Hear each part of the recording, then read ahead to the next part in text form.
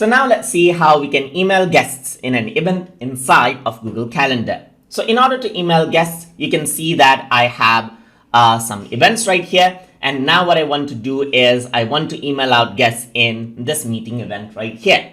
So I'm going to go around, click on this, and I'm going to click on edit event. And here you can see that I can see the list of people that is the guests in my event. So if you want to email them out, then you can go around and then click on email guests right here. So once you do that here, you can see that you can send a copy to yourself as well and add a message to the email. Let's say, for example, you can say something like, please attend the meeting as it is very important, just like this. So you can add in a message on top of this and hit send. And now what happens is that the email is sent right here along with the copy to you. So I'm just going to go around over here on my Gmail right here. So let me just go around from the shortcut that I have.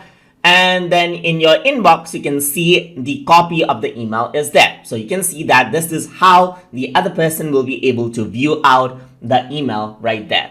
So another way to actually go around an email is click here, and here you can see that there's the email icon as well. Once you click on it, you get the same window over here to quickly send an email as per how you like it.